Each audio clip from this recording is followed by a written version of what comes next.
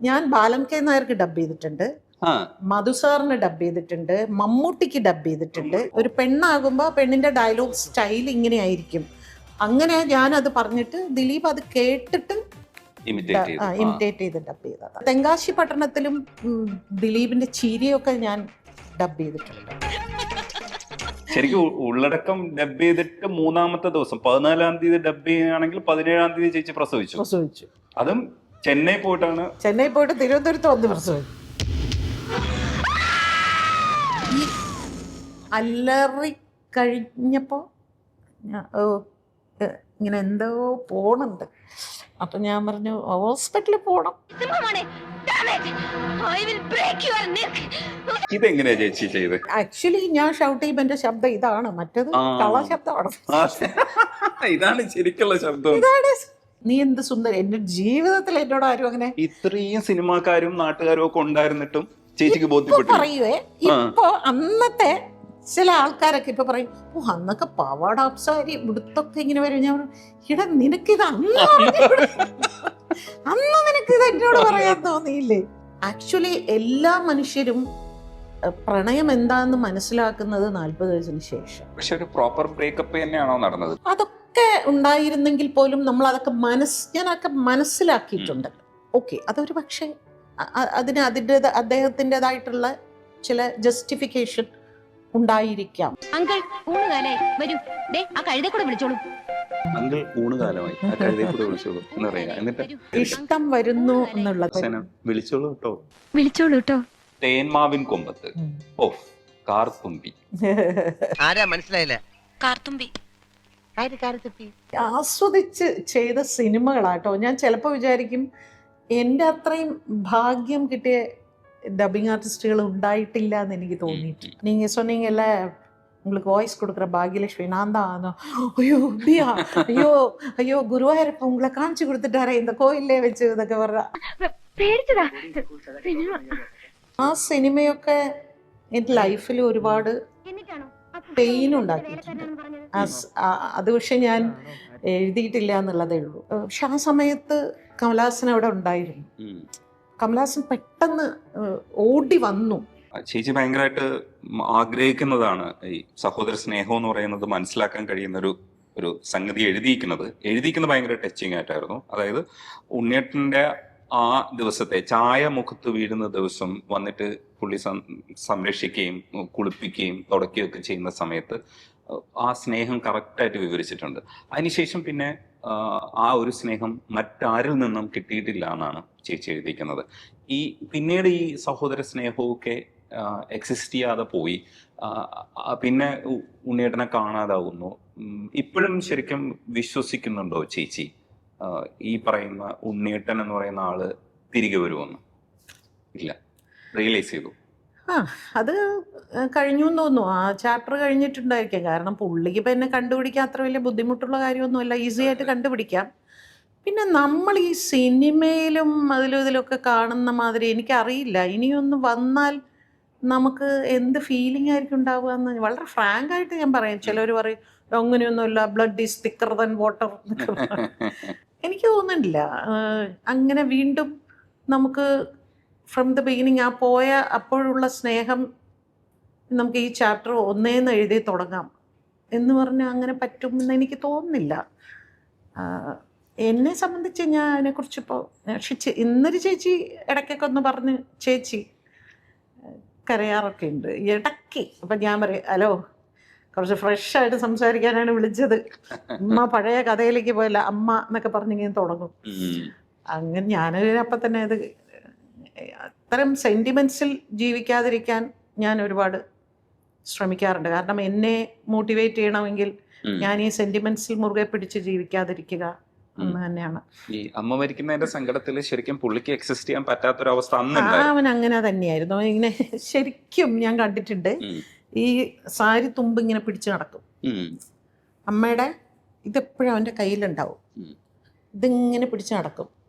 അപ്പം ഞാനൊക്കെ കളിയാക്കും, ഇതെന്തിനും ഇതിങ്ങനെ പിടിച്ചു നടക്കും. അത്രയ്ക്ക് ഒബ്സസീവായിരുന്നു അമ്മ എന്ന് പറയുന്ന ഒരു അവന് അത് വിട്ടുള്ളൊരു ലോകമില്ല.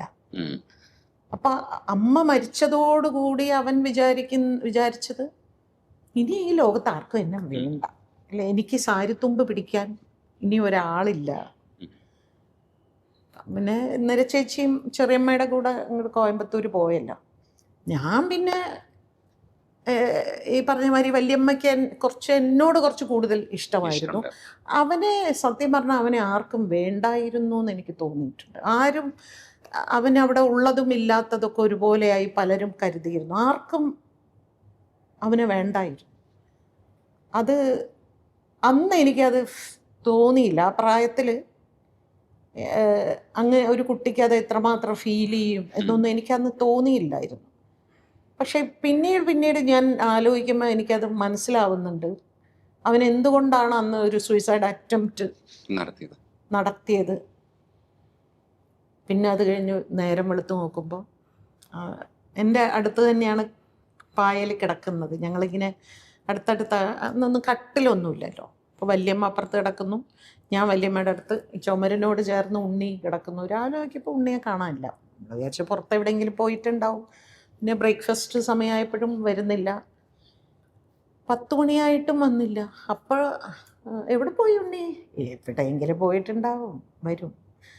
2 ദിവസമായിട്ടും കണ്ടിട്ടും ആർക്കും അവനെ ഒന്ന് അന്വേഷിക്കണമെന്നോ പോലീസ് സ്റ്റേഷനിൽ റിപ്പോർട്ട് ചെയ്യണമെന്നോ ആർക്കും തോന്നാത്തത് എന്താന്ന് എനിക്ക് ഇതൊക്കെ പക്ഷെ റിയലൈസ് ചെയ്യുന്ന കുറേ കഴിഞ്ഞിട്ടാണ്. വല്യമ്മയുടെ അടുത്ത് ഒരിക്കൽ പോലും അതെന്താ നിങ്ങൾ അവനെ അന്വേഷിക്കാതിരുന്നത് എന്ന് ചോദിക്കാൻ പോലും എനിക്ക് തോന്നിയിട്ടില്ല. ഒരുപക്ഷെ ഞാനും സ്വാർത്ഥയായിരുന്നു എന്നെനിക്ക് തോന്നിയിട്ടുണ്ട്. ഈവൻ ഇന്നൊരു ചേച്ചി അവനെവിടെ, അവൻ കാണാതായില്ലേ, അപ്പം നമ്മൾ അത് പോലീസിൽ അറിയിക്കണ്ടേ എന്ന് ഇന്നൊരു ചേച്ചിയും കല്യാണം കഴിഞ്ഞ് അവരും അപ്പം എല്ലാവരും അവരവരുടെ കംഫർട്ട് സോണിൽ ജീവിക്കല്ലേ. ഇന്നൊരു ചേച്ചി ഫാമിലി ലൈഫായിട്ട് ഞാൻ ഡബ്ബിങ്ങും എൻ്റെ കാര്യങ്ങളൊക്കെ നടക്കുന്നുണ്ട്. എൻ്റെ വസ്ത്രം, എൻ്റെ ഭക്ഷണം, എൻ്റെ താമസം, വല്യമ്മ പ്രൊട്ടക്ഷൻ. അപ്പം ഉണ്ണി ആർക്കും ഒരു വിഷയമല്ലായിരുന്നു തോന്നുന്നു. ഒരുപക്ഷെ വല്യമ്മ കൂടെ നിർത്തിയത് അഭിനയിപ്പിക്കണമെന്നുള്ള ആഗ്രഹം കൊണ്ടാണ്. അഭിനയിപ്പിക്കുകയും ചെയ്തു. കമലഹാസന്റെ കൂടെ അഭിനയിച്ച ഭാഗ്യലക്ഷ്മി ഇന്ന് സിനിമയിൽ അഭിനയിക്കുന്നില്ല എന്നുള്ളത് ആലോചിക്കുമ്പോൾ പലർക്കും ഒരു ഇത് തോന്നും. കമലഹാസന്റെ കൂടെ അഭിനയിച്ച ഒരാള് അത് ഭയങ്കര രസമുള്ളതല്ലേ. നിന്റെ മുഖം ഇഞ്ചി നിന്ന് കുറങ്ങനെ പോലുണ്ട്.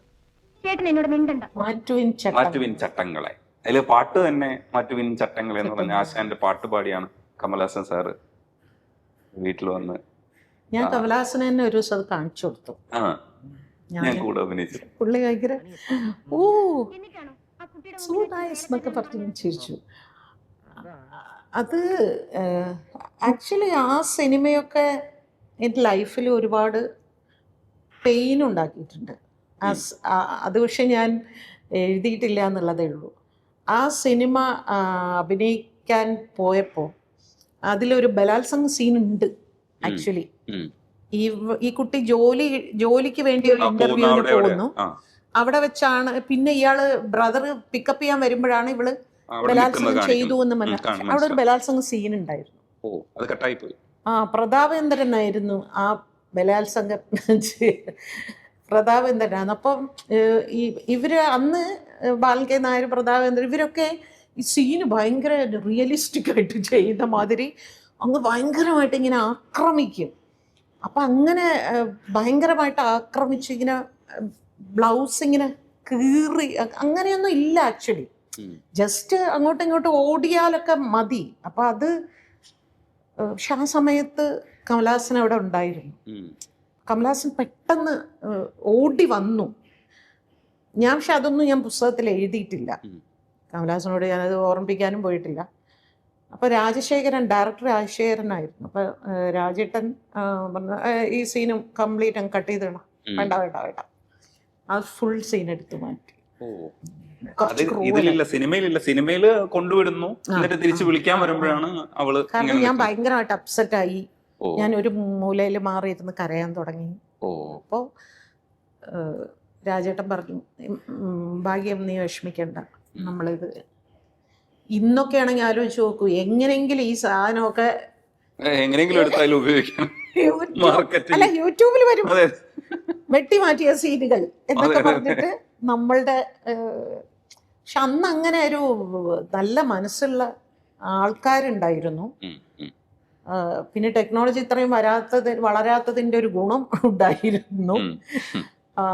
അത് അപ്പോഴൊക്കെ ഞാനിങ്ങനെ വേണ്ട, അഭിനയിക്കരുത്, കുറേ അത്തരം സിറ്റുവേഷൻ എനിക്ക് ആക്ടിങ്ങിൽ ഉണ്ടായിട്ടുണ്ട്. ഉം, റൂമിൽ വാതിൽ തട്ടുക രാത്രി. ഉം. പിന്നെ ഒരു സിനിമയിൽ അഭിനയിക്കാൻ പോയിട്ട്, ഒരു തമിഴ് മൂവിയായിരുന്നു, അഭിനയിക്കാൻ പോയി. അവിടുന്ന് വെള്ളത്തിൽ ഇറങ്ങണം. അപ്പം സൂയിസൈഡ് ചെയ്യാൻ പോകുന്ന ഒരു സീനാണ്. അപ്പം എൻ്റെ അടുത്ത് ഇറങ്ങാൻ പറഞ്ഞു. അപ്പം ഞാൻ വല്യമ്മയോട്, എനിക്ക് നീന്താൻ അറിഞ്ഞൂടല്ലോ, ഇവരെന്നെ വെള്ളത്തിൽ ഇറങ്ങാൻ പറയുന്നു. അപ്പോൾ വല്യമ്മ പറഞ്ഞു, അധികം ഒന്നും അവരങ്ങനെ ഇറക്കുക, നീ പൊയ്ക്കോ, കുഴപ്പമില്ല എന്ന് പറഞ്ഞു. പക്ഷേ ഞാൻ വെള്ളത്തിൽ പോയി, ഞാൻ മുങ്ങിപ്പോയി. പിന്നെ ആരോ പിടിച്ച് പൊക്കിയാണ് എന്നെ കൊണ്ടുവരുന്നത്. കുറേ വെള്ളം കുടിച്ചു. അപ്പം ഞാൻ ആ സിനിമയിൽ അഭിനയിച്ചില്ല. ഞാൻ പറഞ്ഞില്ല, ഞാൻ അഭിനയിക്കില്ല, എനിക്ക് വേണ്ട. അതോടുകൂടെയാണ് ഇനി അഭിനയ ലോകത്തേക്ക് ഇല്ല. ഒരു 10-16 സിനിമയിൽ കൂടുതൽ ചെയ്തിട്ടില്ലേ? വല്യമ്മയ്ക്ക് ഏറ്റവും ദേഷ്യം ഞാൻ അഭിനയത്തിൽ കണ്ടിന്യൂ ചെയ്യാത്തതായിരുന്നു. വല്യമ്മയുടെ ലക്ഷ്യം മുഴുവനും എന്നെ ഒരു നടിയാക്കി എടുക്കണം എന്നായിരുന്നു. പക്ഷെ ഞാൻ ആവില്ല. മറ്റേ ഹിറ്റ്ലർ സിനിമയിൽ ശോഭനയെ തൂണിൽ കെട്ടിയിട്ട് നിന്നെ വലിച്ചെടുക്കാൻ പറ്റുമോ നോക്കാൻ, അതിലിങ്ങനെ ഒരു സീനില്ലേ, പറ്റില്ല എൻ്റെ മോനെ എന്ന് ഞാനിങ്ങനെ. ആക്ച്വലി അങ്ങനെ ഒരു ഡയലോഗ് അവിടെ ഇല്ല. അന്ന് ലാലും സിദ്ദിഖും അങ്ങ് പൊട്ടിച്ചിരിക്കുമായിരുന്നു. ഇന്നസെൻ്റ് ആയിട്ട് ഞങ്ങൾ ഒന്നിച്ചാ അത് ഡബ് ചെയ്തത് കേട്ടോ. ഇന്നസെൻ്റ്, നിനക്കപ്പം പഞ്ചിങ് ഡയലോഗ് ഇടാനൊക്കെ അറിയാമല്ലേ? ഈ ചേച്ചിയുടെ ജീവിതത്തിലെ ഒരുപാട് പേര് കേട്ടിട്ടുള്ള ചിത്രങ്ങളുണ്ട്. അപ്പോൾ എന്ന് വെച്ചാൽ ഒരു ചരിത്രത്തിന്റെ ഭാഗമാവാൻ എപ്പോഴും കഴിഞ്ഞിട്ടുണ്ട്. ഇപ്പം ഹിറ്റ് സംവിധായകരുടെയൊക്കെ ഹിറ്റ് സിനിമകൾ നോക്കിയിട്ട് അതിൽ നോക്കുമ്പോഴത്തേക്ക് ചേച്ചിയുണ്ട്. എനിക്കിഷ്ടപ്പെട്ട 2 സിനിമകളാണ് ഈ സിദ്ദിഖ് ലാലിന്റെ ഗോഡ് ഫാദറും അതേപോലെ അവരുടെ തന്നെ കനക അഭിനയിച്ച വിയറ്റ്നാം കോളനി. കനക അത് 2ഉം സൂപ്പർ ഹിറ്റ് സിനിമകളായിരുന്നു. അവരുടെ എല്ലാ സിനിമകളും സൂപ്പർ ഹിറ്റ് ആണ്, എല്ലാം സൂപ്പർ ഹിറ്റ് ആണ്. പക്ഷെ ആ കനകയ്ക്കുള്ള ഏറ്റവും വലിയ ഭാഗ്യമായിട്ട് ഞാൻ കരുതുന്നത് അവർ 2 സിനിമകളിലാണ് അഭിനയിച്ചത്. അതിൽ ഒരെണ്ണം എന്ന് പറയുന്നത് എൻ്റെ ഏറ്റവും ഫേവറേറ്റ് ഉള്ളതാണ് ഗോഡ് ഫാദർ. അതേപോലെ തന്നെ ചേച്ചി മേലെപ്പറമ്പിൽ ആൺവീട്ടിലും ചേച്ചിയാണ് ഡബ് ചെയ്തിട്ടുള്ളത്. മലയാള സിനിമയിൽ എനിക്ക് ഏറ്റവും ഇഷ്ടപ്പെട്ട 2 സിനിമകൾ എടുക്കാൻ പറഞ്ഞാൽ ഒന്ന് മേലെപ്പറമ്പിൽ ആൺവീടും ഒന്ന് ഗോഡ് ഫാദറും ഞാൻ എടുക്കും. കാരണം എല്ലാ കോംബോയും അതിനകത്ത് വർക്ക് ചെയ്തിട്ടുണ്ട്. ഈ കനകയ്ക്കും ശബ്ദം കൊടുക്കുമ്പോൾ ആ പടങ്ങളുടെയൊക്കെ ഭാഗമാകുമ്പോൾ ഇതേപോലെയാണ് വീണ്ടും ഭാഗ്യലക്ഷ്മി ചരിത്രത്തിൽ എഴുതി ചേർക്കപ്പെടുകയാണ്. അത് ഭയങ്കര രസമുള്ള ഒരു പരിപാടിയല്ലേ? ഇവരുടെയൊക്കെ എല്ലാ ഹിറ്റ് പടങ്ങളിലും സംഭവിച്ചു പോയതാണ്. ഏതോ ഒരു ഇന്റർവ്യൂവിൽ കനക അവരുടെ ഈ കുറേ സിനിമകളിൽ ഞാൻ ഡബ് ചെയ്തപ്പോൾ ഏതോ ഒരു ഇന്റർവ്യൂവിൽ എനിക്ക് വോയിസ് കൊടുക്കുന്ന ഭാഗ്യലക്ഷ്മിയെ പാക്കണമെന്ന് ரொம்ப ആശയാ ഇருக்கு എന്ന് അവരിങ്ങനെ എവിടെയോ പറഞ്ഞു. ഞാനൊരു ദിവസം ഗുരുവായൂരമ്പലത്തിൽ തൊഴാൻ പോയപ്പോൾ കനക അവിടെ, അപ്പം ഞാൻ ചെന്നിങ്ങനെ മുമ്പ് ഹലോ എന്ന് പറഞ്ഞു. ഹലോ, நீங்கள் சொன்னீங்கல்ல உங்களுக்கு வாய்ஸ் கொடுக்குற பாக்யலட்சுமி நான் தான். ஐயோ அப்படியா, ஐயோ ഗുരുവായൂരപ്പ ഉങ്ങളെ കാണിച്ചു കൊടുത്തിട്ടാറേ இந்த കോയിലേ വെച്ച് ഇതൊക്കെ പറഞ്ഞ. അതാണ് ഞാൻ ജീവിതത്തിൽ ഒരു ആർട്ടിസ്റ്റ് ഇത്രയേറെ എന്താ പറയുക, ആരാധനാ വാക്ക് എനിക്ക് ഇഷ്ടമല്ലാത്തൊരു കാര്യമാണ്. ഇഷ്ടത്തോടു കൂടെ എന്നെ നോക്കിയ ഒരേ ഒരു ആർട്ടിസ്റ്റാണ് അവർ. പൂർണ്ണമായി അവർക്ക് ഇങ്ങനെ, അയ്യോ എനിക്ക് ഉങ്ങളെ എவ்வளோ பிடிக்கும் தெரியுமா, நீங்கள் எவ்வளோ நல்லா ஆக்ட் பண்ணியிருக்கீங்க. അതിൽ ലാലേട്ടനോട് വന്നിട്ട് കൊഞ്ചുന്ന കുറച്ച് സാധനങ്ങളില്ലേ, അത് ഭയങ്കര രസമുള്ള ഏരിയ ആണ്. അതേപോലെ തന്നെ ഈ ഗോഡ് ഫാദറിൽ ഇവര് തമ്മിലുള്ള കോംബോ ആണല്ലോ. ഇവൻ ഇങ്ങനെ മുകളിൽ കയറി ഏണി വെച്ചിട്ട് കയറി വന്നിട്ട് മറ്റേ അന്തും ആ പാട്ടാണ് അകത്ത് നടക്കുന്നത്. അപ്പോൾ എന്ന് പറയുന്ന ഒരു സാധനമൊക്കെ ഇല്ലേ, അത് ഭയങ്കര റിയൽ ആണ്. എന്നിട്ട് ഇവര് തമ്മിൽ അതിനകത്ത് അകപ്പെട്ടു പോവുമല്ലോ. അപ്പോഴും അതേപോലെയാണ്.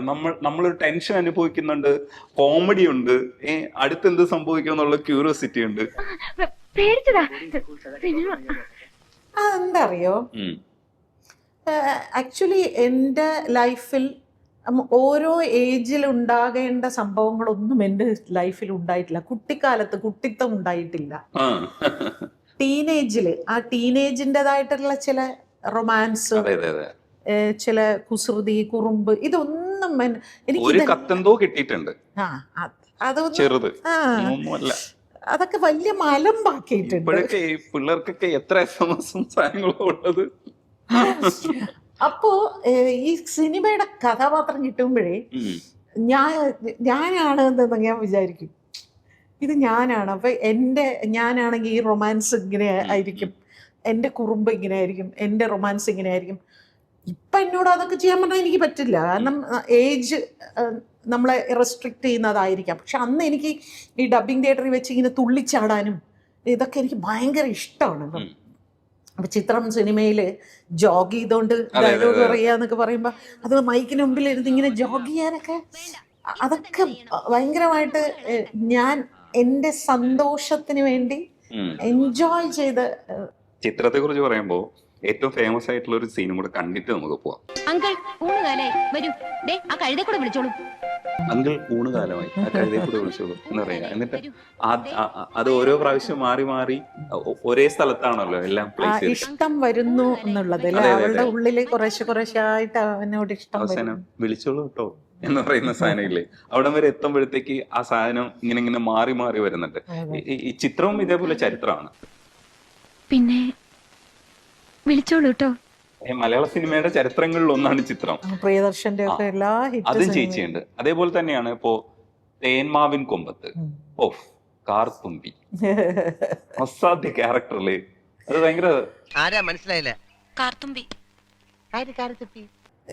ആസ്വദിച്ച് ചെയ്ത സിനിമകളാട്ടോ. ഞാൻ ചിലപ്പോൾ വിചാരിക്കും എൻ്റെ അത്രയും ഭാഗ്യം കിട്ടിയ ഡബിങ് ആർട്ടിസ്റ്റുകൾ ഉണ്ടായിട്ടില്ല എന്ന് എനിക്ക് തോന്നിയിട്ടുണ്ട്. ഇത്രയും മനോഹരമായ കഥാപാത്രങ്ങളും ഇത്രയും ഹിറ്റ് സിനിമകളും ഇത്രയും ലെജൻസ് ആയിട്ടുള്ള സംവിധായകരും എല്ലാവരുടെ പടങ്ങളും ചെയ്യാൻ സാധിച്ചിട്ടുണ്ട്. നമ്മളെപ്പോഴും ലൈഫിൽ ചിന്തിക്കേണ്ട ഒരു കാര്യം, നാളെ എന്താണ് എന്ന് ചിന്തിക്കുന്നതിനേക്കാൾ പ്രസൻറ്റിൽ നമ്മൾ ജീവിക്കുക, പ്രസൻറ്റ് മൊമെൻ്റ് ആസ്വദിക്കുക. അതുകൊണ്ട് തന്നെയാണ് എനിക്ക് ഓരോ സിനിമയും എൻ്റെ ഉള്ളിൽ സ്വീറ്റ് മെമ്മറി ആയിട്ട് ഇങ്ങനെ കിടക്കുന്നത്. ഇത് നമുക്ക് ഇനി കിട്ടില്ല, ഇത് നമുക്ക് ഇങ്ങനെ ഓരോ തവണയും ഞാൻ വിചാരിക്കും ഇപ്പം ഈ നിൽക്കുന്നത് മാക്സിമം ഉള്ളിലേക്ക് എടുക്കണം, ഈ സന്തോഷം, ഈ കഥാപാത്രം, ഇത് എത്ര പേർക്ക് കിട്ടും. അപ്പം അങ്ങനെ അതുകൊണ്ടാണ് ഇത് ആസ്വദിച്ച് ചെയ്യുമ്പോൾ നമുക്ക് മറക്കാൻ പറ്റാതെ. പിന്നെ എല്ലാത്തിനും അപ്പുറം എനിക്ക് തോന്നുന്നു ഇത്രയും സൗഹൃദം, എനിക്ക് തോന്നും വേറെ ഒരു ഡബ്ബിംഗ് ആർട്ടിസ്റ്റിനും ഇത്രയും സംവിധായകരുമായിട്ടും സൗഹൃദവും ഉണ്ടായിട്ടില്ല. അതൊരു പക്ഷേ ഒരുപാട് വിഷയങ്ങളിൽ ഇടപെടുന്നതും സമകാലിക വിഷയങ്ങളെക്കുറിച്ച് സംസാരിക്കുന്നു, എഴുതുന്നു, പല കാര്യങ്ങളും നമ്മൾ ചാനലുകളിൽ ഇരുന്ന്, അപ്പം ഇതൊക്കെ കുറച്ച് കൂടുതൽ നമ്മളെ റെസ്പെക്റ്റ് ചെയ്യാനും സ്നേഹിക്കാനും ഒക്കെ സഹായിച്ചിട്ടുണ്ട്. സംവിധായകരുടെ ഇടയിൽ നമുക്കൊരു ഒരു പ്രത്യേക സ്പേസ് ഇങ്ങനെ കിട്ടിയതായിട്ട് എനിക്ക് തോന്നിയിട്ടുണ്ട്. ചേച്ചിയുടെ ഈ എനിക്ക് തോന്നുന്നു ഈ ഡബിങ്ങും ജീവിതവും കൂടെ ഇങ്ങനെ ഓവർലാപ്ഡ് ആണ്, മൊത്തത്തിൽ കിടക്കുകയാണ്. ചേച്ചിയുടെ ഈ സ്റ്റോറി വായിക്കുമ്പോ രാധാമാധവത്തില് ബോധം കെട്ട് വീഴുന്നത് പെയിൻ കൊണ്ടാണ്, പക്ഷെ അത് കഴിഞ്ഞിട്ട് ഉള്ളടക്കത്തില് ശരിക്കുള്ള പെയിനാണ്, പ്രസവ വേദനയാണ് അതിനകത്ത് വരുന്നത്. ശരിക്കും ഉള്ളടക്കം ഡബ് ചെയ്തിട്ട് 3-ാമത്തെ ദിവസം 14-ാം തീയതി ഡബ് ചെയ്യുകയാണെങ്കിൽ 17-ാം തീയതി ചേച്ചി പ്രസവിച്ചു. അതും ചെന്നൈ പോയിട്ട് തിരുവനന്തപുരത്ത് വന്ന് പ്രസവിച്ചു. അത് ഇപ്പോ ലാലിന്റെ അമ്മ മരിച്ചപ്പോഴേ അവിടെ ലാലിന്റെ വൈഫിന്റെ ബ്രദർ സുരേഷ് ബാലാജി ഉണ്ടായിരുന്നു. അപ്പൊ കുറേ കാലങ്ങൾക്ക് ശേഷമാണ് സുരേഷ് ബാലാജി അവിടെ വെച്ച് കണ്ടപ്പോൾ എനിക്ക് ഭയങ്കര സന്തോഷം തോന്നി. കാരണം ആ സമയത്ത് സുരേഷ് ബാലാജിയുടെ എല്ലാ മൂവീസും ഞാൻ ഡബ് ചെയ്യുന്നുണ്ടായിരുന്നു. അപ്പോൾ സുരേഷോട് ഭാഗ്യലക്ഷ്മി എത്ര കാലം കഴിഞ്ഞിട്ടാണ് നമ്മൾ കാണുന്നത്. അപ്പം ഞങ്ങൾ അവിടെ ഇരുന്ന് ഉള്ളടക്കത്തിനെ കുറിച്ച് ഇങ്ങനെ സംസാരിച്ചു. അപ്പോൾ ഞങ്ങളുടെ അടുത്തിരുന്ന് ഇത് കേൾക്കുന്നത് ആരാന്നറിയോ? തുടരും സിനിമയിൽ വില്ലനായിട്ട് അഭിനയിച്ച പ്രകാശ് വർമ്മ. അപ്പോൾ പ്രകാശ് ഇരുന്നിങ്ങനെ അന്തം വിട്ട് കേൾക്കുക. അപ്പം സുരേഷ് ബാലാജി പറയാ, ഓ അന്ന് ഞങ്ങളെല്ലാം പ്രസവിക്കല്ലേ, നമുക്ക് ഈ സീന് തീരണേ, ഈ സീൻ എങ്ങനെയെങ്കിലും തീർത്തിട്ട് മതി. അപ്പം കമൽ ഇങ്ങനെ എന്നോട് പറയുന്നു, ഇരുന്ന് ഡബ് ചെയ്താൽ മതി, അപ്പം കുട്ടി താഴെ പോകില്ല. ഇരിക്കൂ ഒരുപാട് സ്ട്രെയിൻ ഇല്ല. അപ്പോൾ ഈ ഫ്ലവർ വേസ് എടുത്ത് ഇങ്ങനെ അടിക്കുന്നില്ലേ അമല, ഉം. അപ്പോൾ അതുവരെ അമല എൻ്റെ കൂടെ ഉണ്ടായിരുന്നു ആ ആ ആ സിനിമയിൽ. ഈ ഷോക്ക് കൊടുക്കുമ്പോഴൊക്കെ ആ സ്ക്രീമിംഗ് ഒക്കെ അമല ഓ പുള്ളിക്കാരിയാണ് കൊടുത്തു. പുള്ളിക്കാരിയാണ് കൊടുത്തത്. പിന്നെ കുറേ നിലവിളി ഇതൊക്കെ അമലയാണ്. അവരിങ്ങനെ എന്നെ കണ്ടിട്ട് ഭയന്മാർക്ക് എന്നെ കണ്ടിട്ട് വേണമെങ്കിൽ നാനേ ഡബിങ് പണിக்கிறேன் ഡയലോഗ് മട്ടും നീங்க சொல்லுங்க എന്നൊക്കെ പറഞ്ഞ് അങ്ങനെ ഡബ് ചെയ്തു. പക്ഷെ ഈ സീന് സമയമായപ്പോഴത്തേക്കും അമല പോയി. കാരണം അമലയ്ക്ക് എല്ലാ ലാംഗ്വേജും ഡബിങ് ആണ്. അവർ ഒന്നിലും ഡബ് ചെയ്യുന്നില്ല. അപ്പം അവർക്ക് പെട്ടെന്ന് മടുക്കും. ഈ ഡബിങ് എന്ന് പറയുന്നത് ഭയങ്കര ക്ഷമ വേണ്ട ഒരു സ്ഥലമാണത്. അപ്പം അവർ പോയി. അപ്പം ക്ലൈമാക്സ് പിന്നെ ആക്ച്വലി അവിടെ ഡയലോഗ് ഒന്നുമില്ല. അത് അവർ നിലവിളിച്ചാൽ മതിയായിരുന്നു. അപ്പം അവർ പോയപ്പോൾ ഞാൻ നിലവിളിച്ചേ പറ്റൂ. അപ്പം ഈ കുറേ നേരം നമ്മൾ കിതപ്പ് മാത്രം കൊടുക്കുക. ഇങ്ങനെ ഇതിങ്ങനെ കൊടുത്തിട്ട് അവസാനം എന്ന് പറഞ്ഞിങ്ങനെ എടുത്ത് അടിക്കുമ്പോൾ അല്ലറി കഴിഞ്ഞപ്പോൾ ഇങ്ങനെ എന്തോ പോണുണ്ട്. അപ്പം ഞാൻ പറഞ്ഞു ഹോസ്പിറ്റലിൽ പോകണം എന്നിങ്ങനെയുണ്ട്. അങ്ങനെ അപ്പോൾ ഡോക്ടർ പറഞ്ഞു ഇത് പ്രസവിക്കുമല്ലോ എന്ന്. അപ്പം ഞാൻ പറഞ്ഞു ഇല്ല ഒന്നും ചെയ്യണ്ട, എന്നെ ഇങ്ങനെ അങ്ങ് വീട്ടിലേക്ക് വിട്ടോളൂ എന്ന് പറഞ്ഞു. അങ്ങനെ ആ വണ്ടി എയർപോർട്ടിലേക്ക് വിട്ടു. വയറൊന്നും അധികം ഇല്ലായിരുന്നു. അപ്പം കണ്ടാലും അങ്ങനെ ഒരു 7 മാസം എന്നൊക്കെ പറഞ്ഞാലും ആൾക്കാരങ്ങനെ. ഞാൻ നല്ല മെലിഞ്ഞിട്ടുമാണ്, ചെറിയ വയറുമാണ്. അപ്പം 9 മാസം എന്നൊക്കെ പറഞ്ഞാൽ ശരിക്കും ഫ്ലൈറ്റിൽ കയറ്റില്ല അവർ. നേരെ ഹോസ്പിറ്റലിലേക്കാണ് പോയത്. എയർപോർട്ടിൽ നിന്ന് വണ്ടി ഡയറക്റ്റ്ലി ഹോസ്പിറ്റലിൽ പോയി. അത് ഡോക്ടർ പറയായിരുന്നു ഇവരെ ഒന്ന് കെട്ടിയിടുക, അല്ലെങ്കിൽ ഇതിന് അടുത്ത ഡബ്ബിങ്ങിന് പോകും. അപ്പം അതൊക്കെ ഞങ്ങളിങ്ങനെ പറഞ്ഞ് ഇത് ഓർത്ത് ചിരിക്കുക. എത്ര സമയം കഴിഞ്ഞപ്പോ പിറ്റേന്ന് അല്ലെങ്കിൽ അന്ന് തന്നെ പ്രസവിച്ചോ? അന്ന് തന്നെ പ്രസവിച്ചു. Very classic. പെയിൻ ഇൻഡ്യൂസ് ചെയ്യുക, പെയിൻ വരില്ല, എനിക്ക് അങ്ങനെ പെയിൻ വരില്ല. അപ്പൊ പെയിൻ ഇൻഡ്യൂസ് ചെയ്ത് പിന്നെ അന്ന് തന്നെ പ്രസവിച്ചു. ഈ ചേച്ചി അധികം പറയാത്തൊരു ഏരിയയാണ് പ്രണയം എന്ന് പറയുന്നത്. പ്രണയത്തെ കുറിച്ച് പറയാറുണ്ട് പൊതുവിൽ. ഈ പ്രണയത്തെ കുറിച്ചുള്ള ഒരു ആഗ്രഹം മനസ്സിൽ എപ്പോഴും എല്ലാ കാലഘട്ടത്തിലും ഉണ്ടായിരുന്നു. അങ്ങനെയാണ് ആദ്യമായിട്ടൊരു പ്രണയം ജീവിതത്തിൽ സംഭവിക്കുന്നത്. അതാണെങ്കിൽ അങ്ങനെ ഇങ്ങനെയൊക്കെ തെറ്റിപ്പോവുകയും ചെയ്തു. അതിനുശേഷം പിന്നെ അത്തരം ഒരു മാനസികാവസ്ഥ ഇപ്പോൾ പ്രായം കഴിയും തോറും, ഇപ്പൊ എനിക്കൊക്കെ ആദ്യമാണ് എന്ന് വെച്ചാൽ പ്രായം കഴിയും തോറും നമ്മൾ ഇത് കുറഞ്ഞു വരികയാണല്ലോ, ആഗ്രഹങ്ങൾ കുറയുകയാണെന്ന് ഒരു വേറെ ചില സാധനങ്ങളൊക്കെ ഉണ്ടാവുമായിരിക്കും. പക്ഷെ ഇത്തരത്തിലുള്ളൊരു നമുക്ക് ഭയങ്കര ഒരു അട്രാക്ഷൻ തോന്നിയിരുന്ന ഒരു പ്രായം ഉണ്ടല്ലോ, അതിനെയൊക്കെ എനിക്ക് ഭയങ്കര ടീനേജ് ഒക്കെ എനിക്ക് ഇങ്ങനെ റീക്രിയേറ്റ് ചെയ്യാൻ പറ്റിയിരുന്നെങ്കിലെന്ന് ഞാനിപ്പോഴും ആഗ്രഹിക്കാറുണ്ട്. കാരണം അന്ന് നമുക്ക് തോന്നിയിരുന്ന ഒരു ആഗ്രഹം ഉണ്ടല്ലോ, ചിലത് കാണുമ്പോൾ വാവ് എന്ന് തോന്നില്ലേ, അങ്ങനെ ഒരു സാധനം ഇപ്പൊ നമുക്ക് വളരെ കോമൺ, കുഴപ്പമില്ല എന്നുള്ള രീതിയിലായി മാറി. അപ്പൊ ചേച്ചിക്ക് ഇപ്പോ പ്രണയത്തെ കുറിച്ചുള്ളൊരു ആറ്റിറ്റ്യൂഡ് എന്താണ് ശരിക്കും? ഇപ്പം എനിക്ക് വലിയ ആവശ്യമില്ല എന്ന് എനിക്ക് തോന്നുന്നു. അത് നഷ്ടബോധമൊന്നുമില്ല.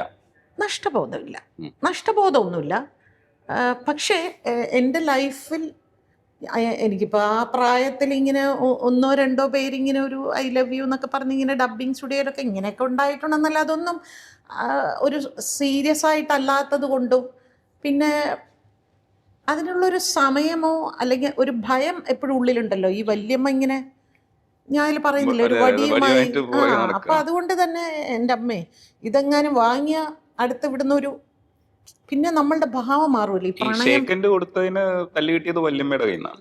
അതിന്റെ ഷെയ്ക്കൻ്റെ അടുത്ത് പുള്ളി ഹസ്ബൻഡാണ് തല്ലിയ. തിലകൻ ചേട്ടനും ഞാനും കൂടി ഇരുന്ന് അപ്പൊ തിലകൻ ചേട്ടന് ഒരു പേയ്മെന്റ് പെൻഡിങ് ഉണ്ട്, 50,000 രൂപ ബാലൻസ് കൊടുക്കാനുണ്ട്. അപ്പൊ തിലകൻ ചേട്ടൻ ക്ലൈമാക്സ് ഡബ്ബിയില്ല എന്ന് പറഞ്ഞു. അപ്പം ഞാൻ വീട്ടിൽ കുക്ക് ചെയ്തുകൊണ്ടിരിക്കുകയായിരുന്നു. അപ്പോൾ പുള്ളി എന്നെ വിളിച്ചു പറഞ്ഞു തിലകൻ ചേട്ടൻ ക്ലൈമാക്സ് ചെയ്യുന്നില്ല, പേയ്മെൻറ്റ് ബാലൻസ് കൊടുത്താലേ ചെയ്യുമെന്ന്. അപ്പം എന്നാൽ ഞാൻ അങ്ങോട്ട് വരാം എന്ന് പറഞ്ഞു. ഞാൻ അവിടെ പോയി അവിടെ ഒരു റൂമിൽ തിലകൻ ചേട്ടനും ഞാനും ഇങ്ങനെ മേശയുടെ അപ്പുറം ഇങ്ങനെ ഇരിക്കുക. പുള്ളിയുണ്ട് എൻ്റെ അടുത്ത്. അപ്പം ഞാൻ പറഞ്ഞു തിലകൻ ചേട്ടാ എങ്ങനെയെങ്കിലും ഇതൊന്ന് പുറത്തിറങ്ങിക്കോട്ടെ, തിലകൻ ചേട്ടൻ എന്നെ അറിയാമല്ലോ, തരാം തിലകൻ ചേട്ടാ ആ സീനൊന്ന് ഡബ് ചെയ്ത് ഇപ്പോൾ തൽക്കാലം 25,000 രൂപ തരാം, ബാക്കി 25,000 പടം റിലീസ് ചെയ്യുന്നതിന് മുമ്പ് തന്നിരിക്കും, ഇത് ഞാനാ പറയുന്നത് എന്ന് പറഞ്ഞ് ഈ 25,000 ഞാനിങ്ങനെ കൊടുത്തു. തിലകൻ ചേട്ടൻ ഈ പൈസ അങ്ങനെ തിരിച്ച് തന്നിട്ട് പറഞ്ഞു, എനിക്ക് നിന്നോട് ഭയങ്കര ബഹുമാനം ആണ്, എപ്പോഴും എനിക്ക് നിന്നെ ഇഷ്ടമാണ്, ഒരു കലാകാരി എന്നുള്ള ഈ പൈസ എനിക്ക് വേണ്ട, ഞാൻ ഡബ് ചെയ്യാം. എന്നിട്ട് എനിക്ക് ഷേക്ക് ഹാൻഡ് തന്നു. ഞാൻ ഭയങ്കര സന്തോഷത്തോടു കൂടെ, എന്നെ ഇത്രയും വലിയൊരു ആക്ടർ എന്നെ റെസ്പെക്റ്റ് ചെയ്യാണ്. അങ്ങനെ ഷേക്ക് ഹാൻഡ് കൊടുത്തിട്ടപ്പോൾ ഞാൻ പറഞ്ഞു, തിലകൻ ചേട്ടൻ ബാലൻസ് ഡബ് ചെയ്യും, ഞാൻ വീട്ടിലേക്ക് പൊക്കോട്ടെ എന്ന് പറഞ്ഞു. ഞാൻ വീട്ടിൽ പോയി. അപ്പോൾ പുള്ളി പിന്നെ വൈകുന്നേരം വന്നിട്ടാണ് ഷേക്ക് ഹാൻഡ് കൊടുത്തു. എന്തൊരു മണ്ടത്തരല്ലേ. പ്രണയത്തെ കുറിച്ച് സംസാരിക്കായിരുന്നു എൻ്റെ ഇടയ്ക്കാണ്. അപ്പോൾ പ്രണയം, അപ്പം എന്താണ് പ്രണയം എന്ന് എനിക്കറിയില്ല. ഈ നമ്മളൊക്കെ ആ പ്രായത്തിൽ ഈ പ്രണയം എന്ന് പറയുന്ന ഒരു കോൺസെപ്റ്റില്ല. ഈ കല്യാണം കഴിക്കുക, സ്നേഹിച്ച് ജീവിക്കുക, അത്രയേ ഉള്ളൂ. പക്ഷെ പ്രണയം അതിനുമൊക്കെ അപ്പുറമുള്ള ഒരു വികാരമാണ് എന്ന് ഞാൻ മനസ്സിലാക്കുന്നത് ഞാൻ ആ പുസ്തകത്തിൽ പറഞ്ഞ് അത് എൻ്റെ 40-ാം വയസ്സിൽ തന്നെയാണ്. ആക്ച്വലി എല്ലാ മനുഷ്യരും പ്രണയം എന്താണെന്ന് മനസ്സിലാക്കുന്നത് 40 വയസ്സിന് ശേഷം. അതുകൊണ്ട് ഈ ചെറുപ്പകാലത്തിൽ യഥാർത്ഥത്തിൽ പ്രണയിക്കാൻ പാടില്ല. കാരണം ചെറുപ്പത്തിൽ ക്ഷമിക്കുക, ഞാനില്ല കേട്ടോ ഇതില്. ചെറുപ്പത്തിൽ പ്രണയിക്കുമ്പോൾ നമുക്ക് ഒരുപാട് പ്രതീക്ഷകളാണ്. പ്രണയിക്കുന്ന വ്യക്തിയെ വിവാഹം കഴിക്കണം, വിവാഹം കഴിച്ചു കഴിഞ്ഞാൽ വീട് വെക്കണം, ബാങ്ക് ബാലൻസ് ഉണ്ടാക്കണം, ഇങ്ങനെ ഇതൊന്നും പ്രണയമല്ലല്ലോ. അത് പ്രണയമല്ലല്ലോ, അതൊരു സെറ്റിൽമെന്റ് പോലെ തോന്നാറുണ്ട്. പ്രണയം എന്ന് പറയുന്നത് എന്താ? അങ്ങോട്ടും ഇങ്ങോട്ടും യാതൊരു എക്സ്പെക്റ്റേഷൻസും ഇല്ലാത്ത അൺകണ്ടീഷണലായിരിക്കുക. അത് നമുക്ക് 40 വയസ്സിലേ നമുക്കത് പറ്റുള്ളൂ. നമ്മൾ സെറ്റിലായതിനു ശേഷം അത് സംഭവിക്കുമ്പോഴാണ് അത് റിയൽ പ്രണയമാവുന്നത്. അപ്പം എന്നെ സംബന്ധിച്ച് ഞാൻ എൻ്റെ ലൈഫിൽ അനുഭവിച്ച ഏറ്റവും മനോഹരമായ ഇരിക്കപ്പുറതിയില്ലാത്തൊരവസ്ഥ ഉണ്ടായിരുന്നോ ഈ ആ സമയത്തും? അതൊന്നും നമുക്ക് വരില്ല. കൂളായിരിക്കും, വളരെ കൂളായിരിക്കും, നമ്മൾ വളരെ മെച്ചോർഡായിരിക്കും. അപ്പൊ നമുക്ക് ഇയാള് വിളിച്ചില്ല എന്നുള്ള സങ്കടമില്ല, കണ്ടില്ല എന്നുള്ള, എവിടെയോ നമ്മളെ സ്നേഹിക്കുന്ന ഒരാളുണ്ടല്ലോ, ഒരു കൂൾ ഫീലാണ്. ഭയങ്കര കൂളായിരിക്കും നമ്മള്. നമുക്ക് യാതൊരു ഇതും ഉണ്ടാവില്ല. നമുക്ക് അയാളെ കല്യാണം കഴിക്കണം എന്നില്ല, അയാളെ കൊണ്ട് വീട് വാങ്ങിപ്പിക്കണം എന്നില്ല, അയാളെ പൈസ ഇതൊന്നും ഇല്ലല്ലോ. വല്ലപ്പോഴും നമ്മൾ കുറച്ച് നേരം സംസാരിക്കുന്നു. ഈ സംസാരിക്കുന്ന എന്തായിരിക്കും?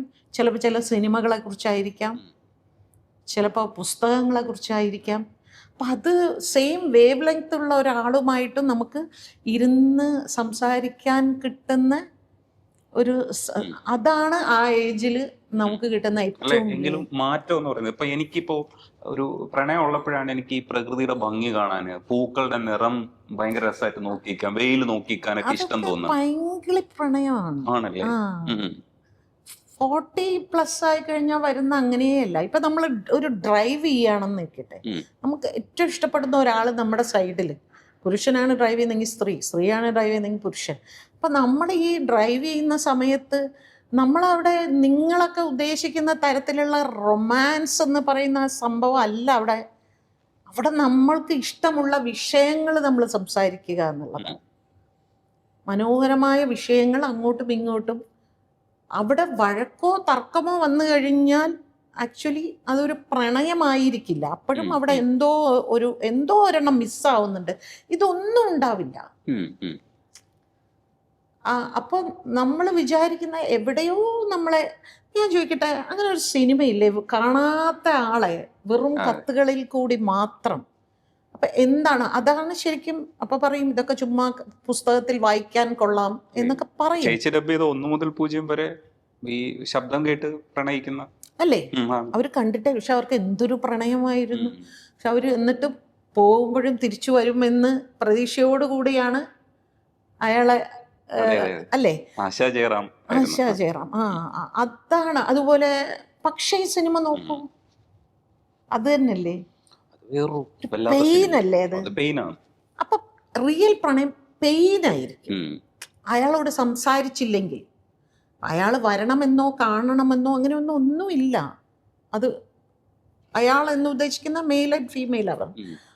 അത് ഞാൻ അനുഭവിച്ചത് ആ ഒരു. അതുകൊണ്ട് തന്നെ നമുക്കൊരിക്കലും നമ്മൾ കുറ്റപ്പെടുത്തില്ല. അങ്ങനെയുള്ള ആൾക്കാരെ നമ്മൾ കുറ്റപ്പെടുത്തി സംസാരിക്കില്ല.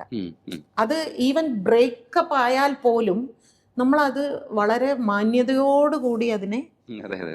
ബ്രേക്കപ്പ്. ചേച്ചിയുടെ ആ സമയത്ത് ഒരു ഇന്റലക്ച്വൽ അപ്ലിഫ്റ്റിംഗ് നടക്കുന്നുണ്ട്. ചേച്ചിക്ക് വായന കൂടുന്നു, ചില കാര്യങ്ങൾ ഇപ്പോൾ സംസാരിക്കാൻ പഠിക്കുന്നു, അങ്ങനെയൊക്കെ ഒരു അപ്ലിഫ്റ്റിങ്ങും കൂടെ നടക്കുന്ന ഒരു കാലഘട്ടം, നല്ല കാലഘട്ടമാണ്. എന്ന് വെച്ചാൽ ബ്രൈറ്റ് ആയിട്ടുള്ള ഒരു കാലഘട്ടമാണ്. എനിക്ക് തോന്നുന്നു ഈ കാലഘട്ടത്തിലൊക്കെ ചേച്ചി ഇത്രയും അച്ചീവ്മെന്റ്സ് ഉണ്ടാക്കുമ്പോഴും ഇത്രയും ബ്രൈറ്റ്നെസ് വരുന്ന ഒരു കാലഘട്ടം അതാണ്. ചേച്ചി പെട്ടെന്ന് പല കാര്യങ്ങളും മനസ്സിലാക്കുക, കുറച്ചുകൂടെ ആറ്റിറ്റ്യൂഡ്സിനെ ചേഞ്ച് ചെയ്യുക, ഭയങ്കര പോസിറ്റിവിറ്റി ഉണ്ടാവുക. ഇതിൽ ഇത് സംഭവിക്കും. അതായത് ഈ 40+ നമ്മളെ സുന്ദരിയാക്കാൻ ഭയങ്കരമായിട്ട് ശ്രമിക്കും. അത് നമ്മുടെ മനസ്സിന്റെ സന്തോഷമാണത്. ആക്ച്വലി ചേച്ചിക്ക് അപ്പോഴല്ലേ സുന്ദരിയാണെന്ന് അതെ ബോധ്യപ്പെടുന്നത്. അതെ, എന്നെ ബോധ്യപ്പെടുത്തുകയാണ്. നീ എന്ത് സുന്ദരി. എന്റെ ജീവിതത്തിൽ എന്നോട് ആരും അങ്ങനെ ഇത്രയും സിനിമാക്കാരും നാട്ടുകാരും ഒക്കെ ഉണ്ടായിരുന്നിട്ടും ചേച്ചിക്ക് ബോധ്യപ്പെട്ടു. പറയുവേ. ഇപ്പൊ അന്നത്തെ ചില ആൾക്കാരൊക്കെ ഇപ്പൊ പറയും, ഓ അന്നൊക്കെ പാവാടാപ്സാരി ഇവിടുത്തൊക്കെ ഇങ്ങനെ വരും. ഞാൻ ഇട നിനക്കിത് അന്ന് നിനക്കിത് എന്നോട് പറയാൻ തോന്നിയില്ലേ? അപ്പൊ പറയൂ അന്ന് പറഞ്ഞാ പിന്നെ പുകിലായിരുന്നു. വേറെ ലൈനിലേക്ക് പോയാലോ എന്ന് പേടിച്ചിട്ടായിരിക്കും. പക്ഷെ ആ സമയത്ത് ശരിക്കും ഫീൽ ചെയ്തില്ലേ സുന്ദരിയാണെന്ന് പ്രേമിക്കുന്ന സമയത്ത്? അപ്പോഴാണ് തോന്നിയത്. 40-ാം വയസ്സിലാണ് തോന്നുന്നത് സുന്ദരിയാണ് എന്ന്. അപ്പൊ തോന്നിയില്ല ഇത്രയും കാലം വെറുതെ കളഞ്ഞെന്ന്? ഇല്ലില്ല. അതുവരെ എനിക്ക് മുടി വിരിച്ചിട്ട് നടക്കുന്ന ഒരു ഹാബിറ്റ് ഇല്ലായിരുന്നു. അതിൽ ഞാൻ പറയുന്നത് എപ്പോഴും പിന്നീട് എങ്ങനെയെങ്കിലുമൊക്കെ സാരി പൊതുവെ നന്നായിട്ട് സെലക്ട് ചെയ്യും. അപ്പം അങ്ങനെയൊക്കെ ഡബിങ് സ്റ്റുഡിയോ. പക്ഷെ പിന്നെയാണ് സാരി ഇങ്ങനെ ലൂസായിട്ടിരുന്നത്.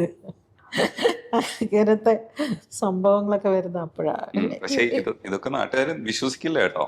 ഭാഗ്യലക്ഷ്മിയെ കണ്ടു കഴിഞ്ഞാൽ ഭാഗ്യലക്ഷ്മി ഇങ്ങനെ അത് കാണുന്നൊക്കെയുള്ള നമ്മുടെ മനസ്സിനകത്തൊരു വിചാരമുണ്ട്. ഇത്രയും സോഫ്റ്റ് ആയിട്ടുള്ള ഒരു ഭാഗ്യലക്ഷ്മിയെ, ഇത്രയും ചൈൽഡ് ആയിട്ടുള്ള ഒരു ഭാഗ്യലക്ഷ്മിയെ ഒന്നും നാട്ടുകാർക്ക് തിരിച്ചറിയാൻ പറ്റില്ല. അതെല്ലാം മറച്ചു പിടിച്ചിട്ട് ഭയങ്കര ശോഭം നടക്കുമ്പോഴൊക്കെ ഭയങ്കര ഗൗരവം. നമ്മളൊരു പടച്ചട്ടയാണ് അല്ലേ? തിലകൻ ചേട്ടൻ ഒരിക്കലും എന്നോട് ചോദിച്ചു, ഇതെങ്ങനെ ഈ ഹോട്ടലിലൊക്കെ ഇങ്ങനെ ഒറ്റയ്ക്ക് താമസിക്കുന്ന പേടിയാവില്ലേ? അപ്പം ഞാനൊരു മുള്ളമ്പന്നിയാണ്, അടുത്തേക്ക് അപകടം എന്ന് പറഞ്ഞ് നമ്മള് സമാധാനിക്കുക. പക്ഷെ അത് എൻജോയ് ചെയ്യുന്നുണ്ടല്ലോ ചേച്ചി. ഈ ഒറ്റയ്ക്കുള്ള ജീവിതം എന്ന് പറയുമ്പോൾ ഇതൊക്കെ പറയുന്നുണ്ടെങ്കിലും ഒരു എന്റർടൈൻമെന്റ് അല്ലേ അത്? ശരിക്കും ചേച്ചി ആസ്വദിക്കുന്ന ഒരാളായിട്ടാണ് ഞാൻ മനസ്സിലാക്കുന്നത്. ഒറ്റയ്ക്ക് നടക്കാൻ പറ്റുക, അത്രയും സ്വാതന്ത്ര്യം മറ്റൊരു റിലേഷൻഷിപ്പ് ഉള്ളപ്പോൾ കിട്ടില്ല എന്നാണ് മനസ്സിലാക്കുന്നത്. അത് നമുക്ക് ഈ റിലേഷൻഷിപ്പ് ചിലപ്പോൾ നമുക്ക് തലവേദനയാകുമോ എന്നുള്ള പേടി ഉള്ളിൽ വരും. ഇതൊരു ഹെഡേക്ക് ആയി കഴിഞ്ഞാലേ പിന്നെ ഈ മോസ്റ്റ്ലി ഇത് പൊസഷൻ എന്ന് പറയുന്ന ഒരു സാധനം വരുമല്ലോ, പൊസസീവ്നെസ്. ഇതെന്താ ഞാൻ വിളിക്കുമ്പോൾ കുറേ നേരമായിട്ട് എൻഗേജ്ഡ് ആയിരുന്നല്ലോ, 12 മണിക്കും ഓൺലൈനിലുണ്ടായിരുന്നല്ലോ, ഞാൻ കുറേ പ്രാവശ്യം വിളിച്ചിട്ട് ഫോൺ എടുത്തില്ലല്ലോ. ഇതിനൊക്കെ നമ്മൾ ആൻസറബിൾ ആകാതിരിക്കാൻ വേണ്ടി എനിക്കിഷ്ടമുള്ളപ്പോൾ രജനീഷ് എപ്പോൾ വിളിച്ചാലും ഞാൻ എടുക്കണമെന്നില്ല. അങ്ങനെ മനസ്സിലാക്കണം. ഞാൻ അവരുടെ ഒരു ഫ്രണ്ട് മാത്രമാണ്. അതിനപ്പുറത്തേക്ക് എൻ്റെ അധികാരമാണ് എന്നുള്ളൊരു അതിലേക്ക് കൊണ്ടുവരുമോ എന്നുള്ള പേടി കൊണ്ടാണ് അതിൽ അങ്ങോട്ട് പോകാത്തത്. പിന്നെ എന്തൊക്കെ പറഞ്ഞാലും എനിക്ക് വളരെ പ്രഷ്യസ് ആയിട്ടുള്ള ഒരു ടൈം തന്നെയാണ് ആ പുസ്തകത്തിൽ പറഞ്ഞിരിക്കുന്ന ആ പ്രണയം എന്ന് പറയുന്നത്. അത് അതുപോലെ എനിക്ക് തോന്നിയിട്ടില്ല. എനിക്ക് അപ്പം എപ്പോഴും നമ്മൾ കമ്പാരിസൺ നടത്തുമല്ലോ, അപ്പം അങ്ങനെ എനിക്ക് തോന്നിയിട്ടില്ല. പക്ഷെ ഒരു പ്രോപ്പർ ബ്രേക്കപ്പ് തന്നെയാണോ നടന്നത്? എന്തുകൊണ്ട് ആയിരിക്കാം. ഇന്നലെ ഞാൻ പറഞ്ഞില്ലേ, വയലിൽ നടക്കുമ്പോൾ ആ കുട്ടിയോട് ഞാൻ ഇങ്ങനെ പറഞ്ഞു നടക്കുന്നത്, മോനെ നമ്മളപ്പോൾ മറ്റേ ആളുടെ സിറ്റുവേഷൻ എങ്ങനെ ആയിരിക്കാം എന്നുകൂടി നമ്മൾ ചിന്തിക്കണം എപ്പോഴും. അങ്ങനെ ഞാൻ ചിന്തിച്ചിട്ടാണ് അതെല്ലാം പക്ഷേ ഒരു ടൈം എത്തുമ്പോൾ എല്ലാ പ്രണയത്തിലും ഇതൊരു വെറുപ്പിൻ്റെ ലെവലിലേക്ക് പോകാതിരിക്കണമെങ്കിൽ മനോഹരമായ ഒരു മൊമെന്റിൽ നമ്മൾ ആ സീൻ അങ്ങ് അവിടെ വെച്ച് മനോഹരമായത് എഡിറ്റ് ചെയ്തിട്ട് നമ്മൾ വേറൊരു റൂട്ട് പതുക്കെ. പക്ഷെ കുറച്ച് ബുദ്ധിമുട്ടായിരുന്നു. ഡെഫിനറ്റ്ലി നിസ്സാരമൊന്നും അല്ലായിരുന്നു. ചിലപ്പോൾ ഓപ്പോസിറ്റുള്ള ആൾ അത്ര പെയിൻ അനുഭവിച്ചിട്ടുണ്ടായിരിക്കാം, ഇല്ല എന്ന് പറയുന്നില്ല. പക്ഷേ ആ മനോഹാരിത നഷ്ടപ്പെടാൻ ഞാൻ ആഗ്രഹിക്കുന്നില്ല. അതുകൊണ്ടാണ് ഞാൻ പിന്നെ ഇനി അതിലേക്ക് ഇല്ല. അത് അങ്ങനെ ഒരു മനോഹരമായ ഒരു വേദനയായും മനോഹരമായ ഒരു ഓർമ്മയായും ഉള്ളിലിരിക്കട്ടെ. അതിനേക്കാളും വലിയൊരു ബുദ്ധിമാൻ ഇനിയും വരട്ടെ. ഞാൻ മനസ്സമാനായിട്ട് ജീവിക്കണ പ്രതീക്ഷയില്ല. എങ്കിലും ചേച്ചി അറിയണ്ടേ പ്രണയത്തിന്റെ വർണ്ണങ്ങൾ ഇനിയും വേറെ വർണ്ണം ഉണ്ടാവും. ചേച്ചി ഈ വർണ്ണിച്ചതിന് അതിലെല്ലാ വർണ്ണവും ഞാൻ കണ്ടു.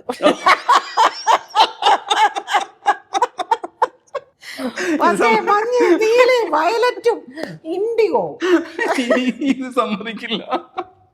തగ్గടിച്ചാലും എന്നെ ചിരിപ്പിച്ചാലും ഞാൻ സമ്മതിക്കില്ല. ചേച്ചി സീരിയസ് ആയിട്ടൊരു കാര്യം വായിക്കാം ഞാൻ. ഒറ്റയ്ക്കുള്ള ജീവിതത്തിലെ അനാഥത്തിലും തനിച്ചു പോരാടി വിജയിച്ച സ്ത്രീ എന്ന ആത്മവിശ്വാസം, ആ ആത്മവിശ്വാസം തന്നെയാണ് ഒരു സ്ത്രീക്ക് അത്യാവശ്യം എന്ന് ഞാൻ വിശ്വസിക്കുന്നു. പക്ഷേ എൻ്റെ ഈ പ്രകൃതത്തെ മലയാള സിനിമയിലെ സംവിധായകരും ഡബ്ബിംഗ് ആർട്ടിസ്റ്റുകളും എന്നും തെറ്റിദ്ധരിച്ചിട്ടേ ഉള്ളൂ. ആര് തെറ്റിദ്ധരിച്ചാലും എനിക്കൊരു പ്രശ്നവുമില്ല എന്നായിരുന്നു എൻ്റെ ഭാവം. ലോകത്തോടും സമൂഹത്തോടും ഒക്കെ ഒരു തരം പക, എന്നെ എൻ്റെ എല്ലാ കുറവുകളോടും സ്നേഹിക്കാൻ ആരുമില്ലല്ലോ എന്ന ദേഷ്യം, എൻ്റെ ചിന്തകളും പ്രതീക്ഷകളും ആഗ്രഹങ്ങളും മനസ്സിലാക്കി ഒരാളും എന്നെ സ്നേഹിച്ചിട്ടില്ല, മനസ്സിലാക്കിയിട്ടുമില്ല. ഇങ്ങനെയാണ് എഴുതിയിരിക്കുന്നത്. ഈ പ്രണയത്തിന്റെ കാര്യത്തിലും അയാളും അങ്ങനെ തന്നെയായിരുന്നു, ആ കൂട്ടത്തിൽ തന്നെയായിരുന്നു. അതെ, അത് മനസ്സിലായപ്പോഴാണ് അവിടെ നിന്ന് നമ്മൾ മനോഹരമായിട്ട് അതുകൊണ്ടെന്ന് വെച്ചാൽ നമുക്ക് ശപിക്കാൻ തോന്നില്ല, പകയുണ്ടാവില്ല. പിന്നെ എവിടെ കാണുമ്പോഴും ഹായ് സുഖായിരിക്കുന്നു, സുഖായിരിക്കും. കോണ്ടാക്ട് വെക്കാൻ കഴിയുന്നത് അതുകൊണ്ടാണ്. ഇടയ്ക്കെപ്പോഴെങ്കിലും അങ്ങനെ ഒരു എർജ് ഉണ്ടാവും, ഇങ്ങനെ വിളിച്ചേ പറ്റൂ, അങ്ങനെയൊന്നുമില്ല? ഇല്ല, അല്ലാതെ കാഷ്വൽ ആയിട്ട് നമുക്ക് സംസാരിക്കാം. വിളിക്കാറേ ഇല്ല, എന്നെ ഇങ്ങോട്ടേ വിളിക്കാറുള്ളൂ. വിളിക്കുമ്പോഴും പക്ഷെ സംസാരിക്കുന്ന വേറെ എന്തെങ്കിലുമൊക്കെ ആയിരിക്കും, അല്ലാതെ നമ്മളെക്കുറിച്ചോ നമ്മളിത് റിന്യൂ ചെയ്യാനോ അല്ലെങ്കിൽ അത് അങ്ങനെയൊന്നുമില്ല. അതേ പറ്റിയിട്ട് ആ കാലഘട്ടത്തിൽ സംസാരിച്ച് കഴിഞ്ഞു. എൻ്റെ ലൈഫിൽ ഓരോരോ ചാപ്റ്റർ ഞാൻ അവിടെ വെച്ച് അടച്ചടച്ചാണ് അടുത്ത ചാപ്റ്ററിലേക്ക് കയറുന്നത്. അതുപോലെ ആ ചാപ്റ്റർ ഞാൻ അടച്ചു.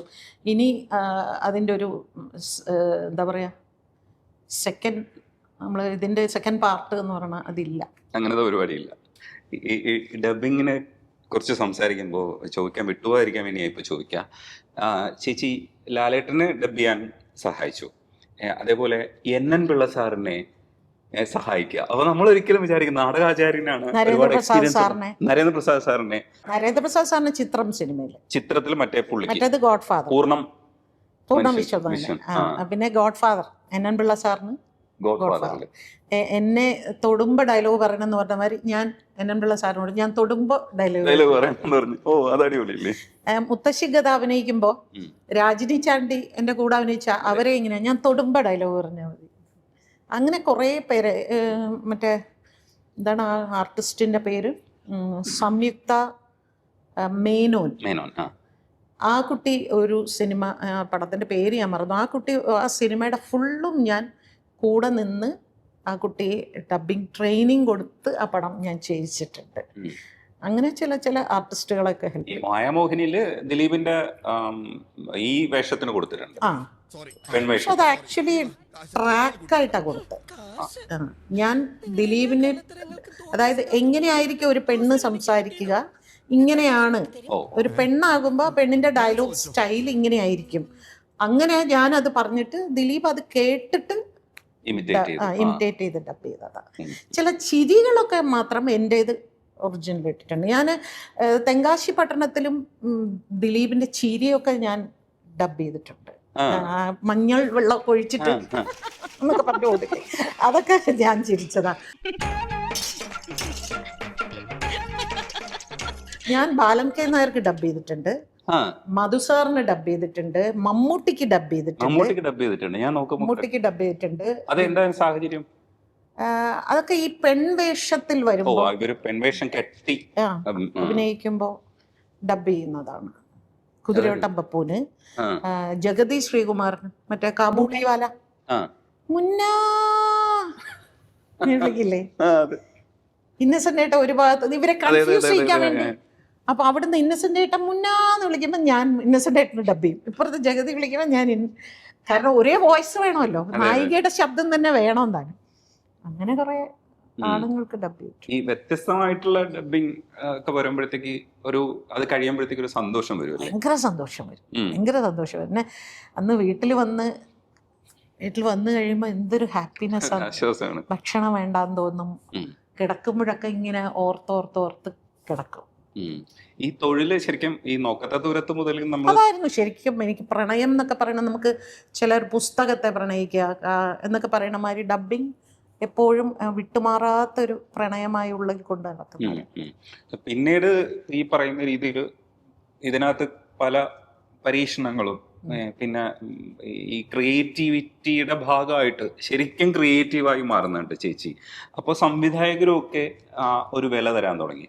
പിന്നീടാണ് ഈ സർക്കാരിന്റെ ഭാഗത്തു നിന്നൊക്കെ ഒരു വില നേടിയെടുക്കണമെന്ന് പറഞ്ഞിട്ട് ഡബ്ബിംഗ് ആർട്ടിസ്റ്റുകൾക്ക് അവാർഡിന് വേണ്ടിയിട്ട് ഇപ്പോൾ മാക്ട രൂപീകരിക്കുന്നതും ഒക്കെ സംഘടനാ പ്രവർത്തനം എന്ന് പറയുന്ന പുതിയൊരു ഫേസിലേക്ക് ചേച്ചി വരികയാണ്. അതിനുശേഷമാണ് ചേച്ചിയുടെ ഫേസ് ആൾക്കാർ മനസ്സിലാക്കുന്നത്. അതുകൊണ്ട് ഗുണമുണ്ടായി ദോഷമുണ്ടായി.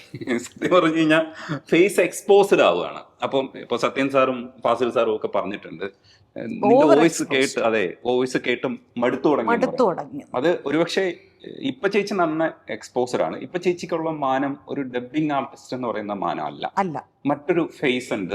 ഒരു സോഷ്യൽ വിഷയങ്ങളിൽ ഇടപെടുന്ന ഒരാളെന്നുള്ള രീതിയിൽ ചേച്ചിക്ക് കുറെ വിരോധമുണ്ട്, എന്നാൽ കുറെ പേര് അനുകൂലമായി സംസാരിക്കുന്നുണ്ട്. ഇതിൽ ഏത് സ്റ്റേജിൽ എത്തുമ്പോഴാണ് ചേച്ചിക്ക് ഒരു സംതൃപ്തി കൂടുതൽ? ഡബ്ബിംഗ് ഓക്കെ, അതവിടെ നിന്നോട്ടെ, അതിനപ്പുറത്തേക്ക് ഒരു സംഘടനാ രൂപത്തിലേക്ക് എത്തുമ്പോൾ ചേച്ചി കുറച്ചുകൂടെ ഞാനൊരു നല്ല ഒരു മനുഷ്യനായി, ഇല്ലെങ്കിൽ ഇത്തരത്തിലുള്ള കാര്യങ്ങളിലൊക്കെ ഞാൻ നേരത്തെ ഇടപെടമായിരുന്നു എന്നൊക്കെ തോന്നിയിട്ടുണ്ടാവും. ചേച്ചിയുടെ ഇടപെടൽ എവിടെയെങ്കിലും ചേച്ചിക്ക് ബുദ്ധിമുട്ടുണ്ടാക്കുന്നുണ്ടോ എന്ന് എനിക്ക് അറിഞ്ഞൂടാ. എവിടെ എത്തുമ്പോഴാണ് ചേച്ചിയെ ബുദ്ധിമുട്ടായത്?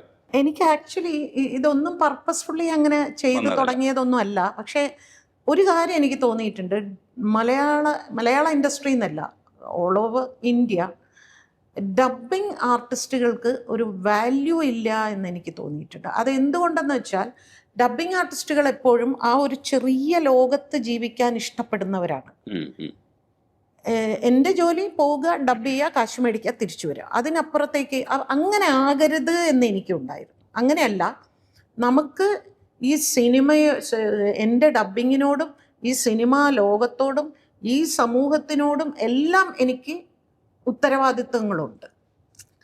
അത് അങ്ങനെ ഒരു തോന്നൽ വരുമ്പോഴാണ് ആദ്യമൊക്കെ നമ്മൾ ചെറിയ സ്ഥലത്ത് നിന്നായിരിക്കും ഇത് തുടങ്ങുന്നത്. ചിലപ്പോൾ ഡബ്ബിംഗ് തിയേറ്ററിൻ്റെ ഉള്ളിൽ വെച്ചിട്ടായിരിക്കും ആദ്യം നമ്മൾ ഇത് ആരംഭിക്കുന്നത്. അവിടെ നിന്നാണ് പതുക്കെ നമ്മൾ പുറത്തേക്ക് വരാൻ ഒരു ശ്രമം നടത്തുന്നത്. പിന്നെ അത് സമൂഹത്തിൻ്റെ വിഷയങ്ങളിൽ ഇടപെടുന്ന ഒരു അവസ്ഥയിലേക്ക് മാറുകയാണ്. അതല്ലാതെ പർപ്പസ്ഫുള്ളി ഇങ്ങനെ ഇതിനു വേണ്ടി എന്നുള്ളതല്ല. അപ്പോൾ പലപ്പോഴും ഡബ്ബിംഗ് ആർട്ടിസ്റ്റുകളോട് ഞാൻ പറയാറുണ്ട്, വായന നിർബന്ധമാക്കുക. അതുപോലെ IFFK പോലുള്ള ഫെസ്റ്റിവലിൽ വന്ന് സിനിമകൾ കാണുക, ലോകോത്തര സിനിമകൾ കാണുക. അതുപോലെ തന്നെ തർക്കങ്ങളിൽ ഏർപ്പെടുക, അല്ലെങ്കിൽ തർക്കങ്ങളുള്ള സ്ഥലത്ത് പോയിരുന്ന് എന്താണ് ഇവർ തർക്കിക്കുന്നത് അത് കണ്ട് മനസ്സിലാക്കുക. ഇപ്പം എനിക്ക് കിട്ടിയ ഏറ്റവും വലിയ, ഞാനതിൽ പറഞ്ഞിട്ടുമുണ്ട്, ഇത്രയൊക്കെ ഞാൻ പുറത്ത് വന്ന് സംസാരിക്കാതിരുന്ന കാലത്ത് ഈ പല സ്ഥലത്തും പോയി കഥ വായിക്കുന്ന ഒരു സംഭവം ഉണ്ടായി. മൂർത്തി സാറാണ് തുടങ്ങി തന്നത്. പിന്നെ അത് കഴിഞ്ഞ് ഇവിടുന്ന് കേന്ദ്ര സാഹിത്യ അക്കാദമിയുടെ നിർദ്ദേശപ്രകാരം ചെന്നൈയിൽ പോയിട്ട് സക്കറിയ സാറും ഞാനും കൂടെ ഭാരതിയാർ ഇല്ലത്തിൽ പോയിരുന്ന് കഥ വായിക്കുന്നുണ്ട് ഞങ്ങൾ. അപ്പം എന്ത് പറ്റുമെന്ന് വെച്ചാൽ കുറെ കൂടെ ഈ എഴുത്തുകാരുമായിട്ട് കൂടുതൽ സമയം, അപ്പോഴാണ് നമ്മുടെ ചിന്താഗതി കുറച്ചുകൂടി വികസിക്കുന്നത്. അപ്പം പുക്കാസ പോലെയുള്ള സ്ഥലങ്ങളിൽ പോയിരുന്ന് അവരൊക്കെ അഴീക്കോട് മാഷ് സംസാരിക്കുന്നത് കേൾക്കുന്നു, വിജയൻ മാഷ് സംസാരിക്കുന്ന കേൾക്കുന്നു. അപ്പം ഇങ്ങനെ ഒരു ലോകമുണ്ടാവും. നമ്മൾ ഇത്രയും കാലം ജീവിച്ചത് എത്ര ചെറിയൊരു ലോകമാണ്.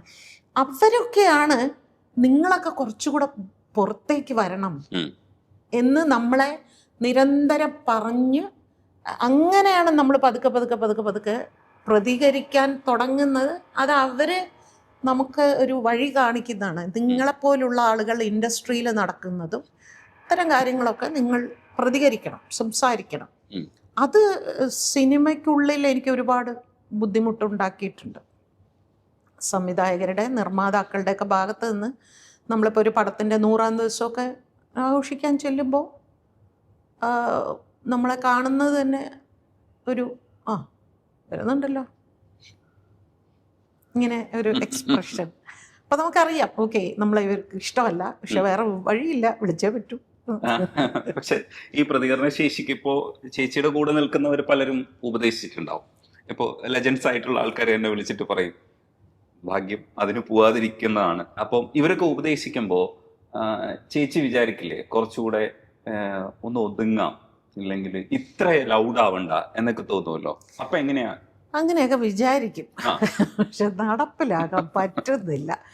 ഇന്നലെ ഒരാൾ എന്നോട് പറഞ്ഞു പ്രതികരിക്കണം എന്ന്.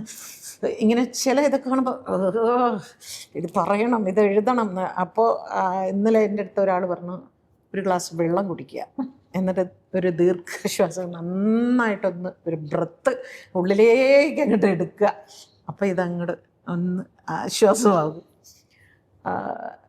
പക്ഷെ എൻ്റെ കുട്ടികൾ എന്നോടൊന്നും പറയാറില്ല.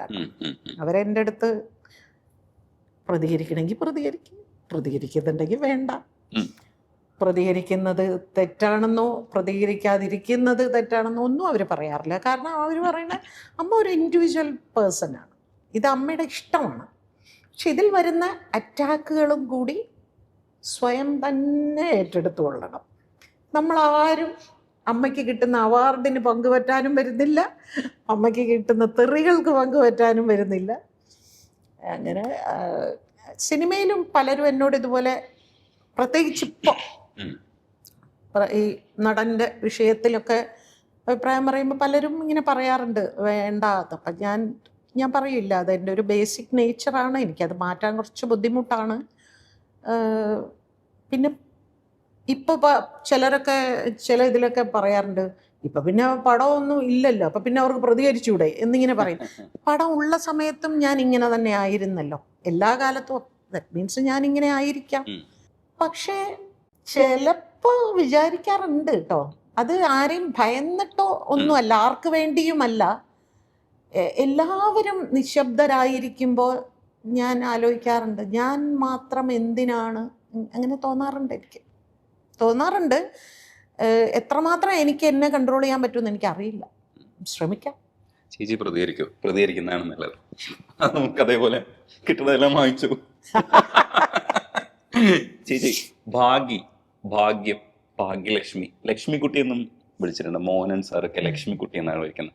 ചേച്ചിക്ക് ലക്ഷ്മി ഏറ്റവും ഇഷ്ടപ്പെട്ടത് ഭാഗ്യായിരിക്കോ?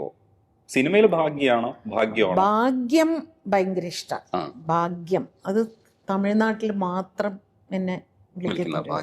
ഭാഗ്യം അങ്ങനെയാ അതിൻ്റെ ബാ എന്നല്ല, ഭാഗ്യം വിളിക്കും. ഇന്ന മമ്മി എൻ്റെ കുട്ടികൾ പറയൂ, ചെന്നൈയിൽ എത്തിക്കഴിയുമ്പോൾ അമ്മയുടെ മൊത്തം ഇതങ്ങ് മാറും. അമ്മ ഒരു തമിഴനെ കയ്യിൽ കിട്ടിക്കഴിഞ്ഞാൽ അമ്മയ്ക്ക് എന്തോ അമ്മയുടെ ഏറ്റവും ഇഷ്ടപ്പെട്ട ഒരു ബന്ധുവിനെ കിട്ടിയ അതുണ്ട് കേട്ടോ. എനിക്ക് എൻ്റെ ഏറ്റവും അടുത്ത ബന്ധു ഇങ്ങനെ ചെന്നൈയിലുള്ളവരാണ് എന്ന് എനിക്ക്, പക്ഷെ എന്ന് കരുതി എനിക്ക് ചെന്നൈക്ക് പോകാനൊന്നും ഇഷ്ടമല്ല, സെറ്റിൽ ആവാൻ ഇഷ്ടമല്ല. കാരണം അതൊന്നും ഇല്ല, ഇപ്പൊ ആ ഓർമ്മകളൊക്കെ പോയി. ഫുഡ് അവിടുത്തെയാണോ ഇവിടത്തെയാണോ ചേച്ചി കൂടുതൽ ഇഷ്ടം? എനിക്ക് അവിടുത്തെ എന്തൊക്കെയാ? എനിക്ക് അവിടുത്തെ കാരക്കുഴമ്പ്, വത്തക്കുഴമ്പ്, അതൊക്കെ എനിക്ക് ഭയങ്കര ഇഷ്ടമാണ്.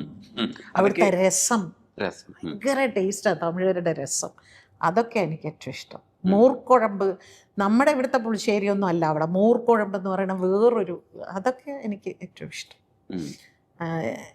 ഇവിടെ അതുമായിട്ട് കോമ്പറ്റ് ചെയ്യുന്ന അവിയലും സാമ്പാർ പോലുള്ള സാധനങ്ങളൊക്കെ ചേച്ചി? അവിടെ അവിയലില്ല, തമിഴ്നാട്ടിൽ അവിയലേ ഇല്ലല്ലോ.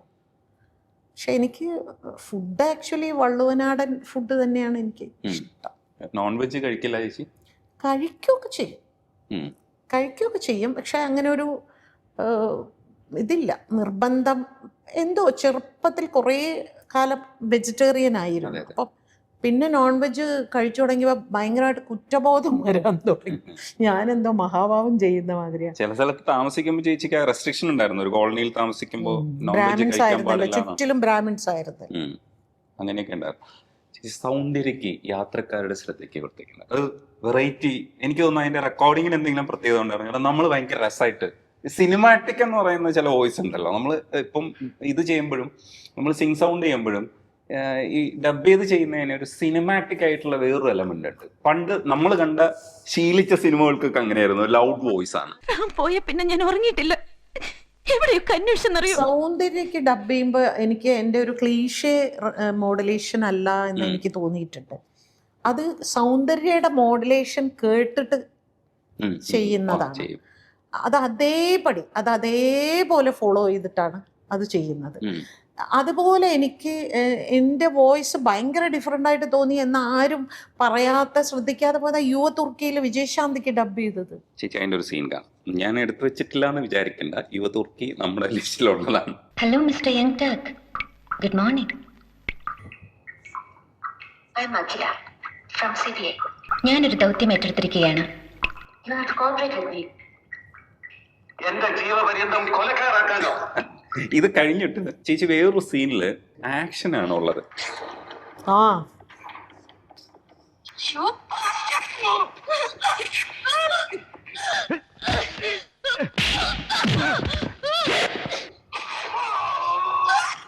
ഇനി ഇതിലൊരു പഞ്ച് ഡയലോഗ് ഉണ്ട് പുറത്ത് വന്നിട്ട്, അതായത് മറ്റേ പൊളിറ്റീഷ്യനുമായിട്ട്. അല്ല വേണോ?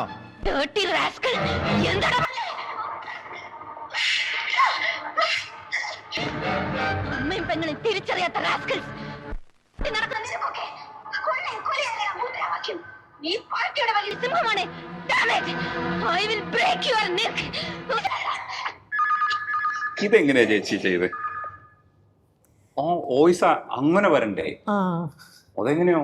ഇത് ഇവരുടെ വോയിസ് നമ്മൾ കേൾക്കുന്നുണ്ടല്ലോ, ഡബ് ട്രാക്ക് നമ്മൾ അല്ല അവരുടെ പൈലറ്റ് ട്രാക്ക് നമ്മൾ കേൾക്കുന്നുണ്ട്. പിന്നെ ഈ നമ്മുടെ ഉള്ളിലുള്ള ഇപ്പം ഞാൻ ഒരു സിനിമ എൻ്റെ സിനിമയല്ല, വേറൊരു ഹീറോയിൻ ഓറിയൻറ്റഡ് സബ്ജക്റ്റ് കാണുകയാണെങ്കിൽ, ആ ഫൈറ്റ് ചെയ്യുന്ന ഒരു ഹീറോയിൻ ആണെങ്കിൽ വെച്ചാൽ ലൈഫിൽ ഞാൻ ആദ്യം എൻ്റെ ക്ലൈമാക്സിലേക്ക് പോകും. കാരണം ഇവർ വിജയിക്കണം എന്നുള്ളത് എൻ്റെ ആവശ്യമാണ്. അപ്പൊ ഞാൻ ഇവള് തോറ്റുപോകും, ഇവള് തോൽക്കരുത്, അതിപ്പോ ഹീറോയോടും ഉണ്ട് കേട്ടോ. ന്യായത്തിന് വേണ്ടി പോരാടുന്ന ഒരാൾ ഫൈനലി വിജയിക്കുന്നുണ്ടോ, അത് ഉണ്ടാവണം എന്ന് ആഗ്രഹിക്കുന്നു. അല്ലാത്ത സിനിമ ഞാൻ പറയുമ്പോൾ അത് തോറ്റുപോയി എന്നൊക്കെ പറഞ്ഞിട്ട്, അപ്പോ അതാ ഉള്ളിൽ പെണ്ണിനോട് വൃത്തികേട് പറയുന്നുണ്ട്. അതിങ്ങനെ അപ്പൊ ആ സമയത്ത് പുറത്തേക്ക് അവിടെ ശരിക്കും മൈക്കിന് മുമ്പിൽ ഇങ്ങനെ ശരിക്കും കാല് പൊക്കിയാണ് ഞാൻ ആ സൗണ്ട് ഞാൻ കൊടുക്കുന്നത്. ആ ഇടിക്കുന്ന ഇതൊക്കെ എൻ്റെ ലൈഫിൽ ഞാൻ ആദ്യമായിട്ടും അവസാനമായിട്ടും ആ ഒരു സിനിമയെ ഞാൻ ഫൈറ്റ് ചെയ്തിട്ടുള്ളൂ. ബാക്കിയൊക്കെ വാണി വിശ്വനാഥന് വേണ്ടി പോലീസ് അങ്ങനെയൊക്കെ ചെയ്തിട്ടുണ്ടെങ്കിലും ഇത്രയും പവർഫുള്ളായിട്ട് ആ ഡയലോഗ്, പിന്നെ അതുപോലെ ഇതിൽ ഫൈറ്റിംഗ് സീനിൽ ആദ്യമായിട്ട് ചെയ്യുന്നുണ്ട്. അവിടുന്ന് ഇങ്ങോട്ട് കിട്ടുമ്പോൾ ഇങ്ങനെ അപ്പം ഭദ്രേട്ടൻ പറയാം, വേദനിക്കാൻ പാടില്ല. ഓ, കാരണം അവൾക്ക് വേദനിക്കില്ല. അവള് അവിടുന്ന് ഒരു അടി കിട്ടുമ്പോൾ അവള് കുറെ കൂടി.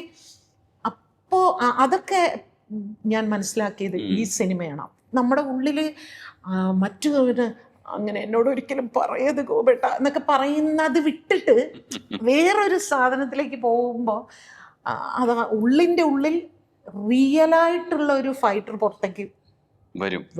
പക്ഷേ ഈ വോയിസ് ആക്ച്വലി ഞാൻ ഷൗട്ട് ചെയ്യുമ്പോൾ എന്റെ ശബ്ദം ഇതാണ്, മറ്റേത് കള ശബ്ദമാണ്. ഇതാണ് ശരിക്കുള്ള ശബ്ദം, ഇതാണ് ഒറിജിനൽ. ഇത് സൂപ്പർ ആയിട്ടുണ്ട് കേട്ടോ. ഞാൻ ആ ശബ്ദം കേട്ടപ്പോ, ഈ ശബ്ദം നിങ്ങൾ കേട്ടിട്ടുള്ളത് മറ്റേ ആളെ കാണാൻ പോയപ്പോ ഫ്രണ്ടിലേക്ക് നോക്കിയിട്ട് ഒരു ഡയലോഗ് പറയുന്നുണ്ട്, അവിടെ ഈ അലമ്പ് ശബ്ദം കേട്ടിട്ടുണ്ടാവും. അതാണ് ശരിക്കുള്ള ശബ്ദം. പിള്ളേരെപ്പോഴും പറയാ അമ്മയുടെ ശരിക്കുള്ള ശബ്ദം ഈ നാട്ടുകാർ കേട്ടിട്ടില്ല.